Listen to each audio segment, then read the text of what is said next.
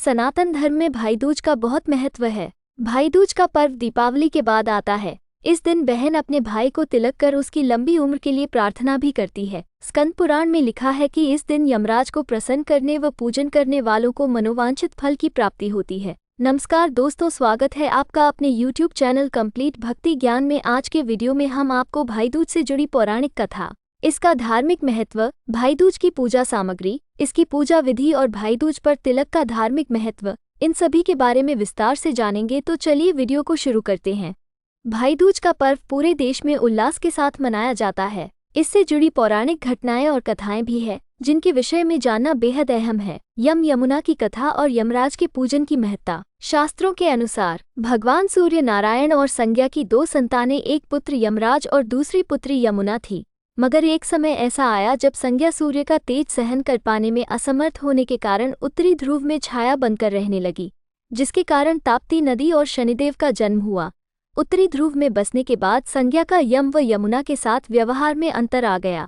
इससे व्यथित होकर यम ने अपनी नगरी यमपुरी बसाई। वही यमुना अपने भाई यम को यमपुरी में पापियों को दंड देते देख दुखी होती, इसलिए वो गोलोक में निवास करने लगी। लेकिन यम और यमुना दोनों भाई बहन में बहुत स्नेह था।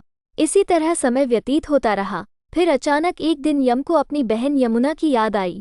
यमराज अपनी बहन यमुना से बहुत प्रेम करते थे, लेकिन काम की व्यस्तता के चलते अपनी बहन से मिलने नहीं जा पाते थे। फिर कार्तिक शुक्ल पक्ष द्वितीया के दिन यमुना ने भाई यमराज को भोजन के लिए निमंत्रण देकर उन्हें अपने घर आने के लिए वचनबद्ध कर लिया। ऐसे में यमराज ने सोचा कि मैं तो प्राणों को हरने वाला हूँ, मुझे कोई भी अपने घर नहीं बुलाना चाहता। बहन जिस सद्भावना से मुझे बुला रही है, उसका पालन करना मेरा धर्म है। यमराज को अपने घर आया देखकर यमुना की खुशी का ठिकाना नहीं रहा।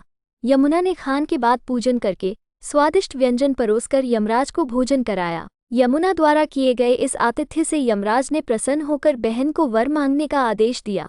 फिर यमुना ने कहा कि हे भद्र, आप प्रतिवर्ष इसी दिन मेरे घर साथ आया करो और मेरी तरह जो बहन इस दिन अपने भाई को आदर सत्कार करके टीका करे, उसे तुम्हारा भय न रहे।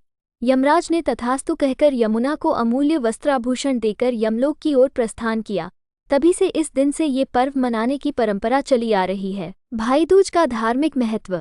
धर्म ग्रंथों के अनुसार कार्तिक शुक्ल द्वितीया के दिन यमुना ने अपने भाई यम को आदर सत्कार स्वरूप वरदान प्राप्त किया था, जिस वजह से भाई दूज को यम द्वितीया के नाम से भी जाना जाता है। दरअसल यमराज के वर अनुसार जो व्यक्ति इस दिन यमुना में स्नान करके यम का पूजन करेगा, मृत्यु के पश्चात उसे यमलोक में नहीं जाना पड़ेगा। वही सूर्य की पुत्री यमुना समस्त कष्टों का निवारण करने वाली देवी स्वरूपा मानी गई है। इस कारण यम द्वितीया के दिन यमुना नदी में स्नान करने और यमुना व यमराज की पूजा करने का विशेष महत्व है। पुराणों के अनुसार इस दिन की गई पूजा से यमराज प्रसन्न होकर मनोवांछित फल प्रदान करते हैं। भाई दूज की पूजा सामग्री। कुमकुम, पान, सुपारी, फूल, कलावा, मिठाई, सूखा नारियल और अक्षत आदि। तिलक करते वक्त इन चीज़ों को पूजा की थाली में रखना ना भूलें। भाई दूज की पूजा विधि।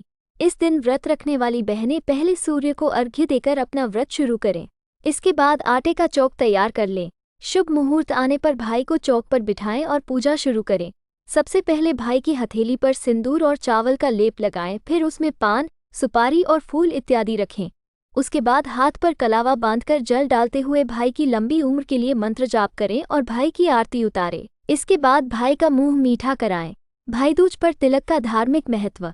प्राचीन काल से यह परंपरा चली आ रही है कि भाई दूज के दिन बहनें अपने भाई की लंबी उम्र, सुख समृद्धि के लिए तिलक लगाती है।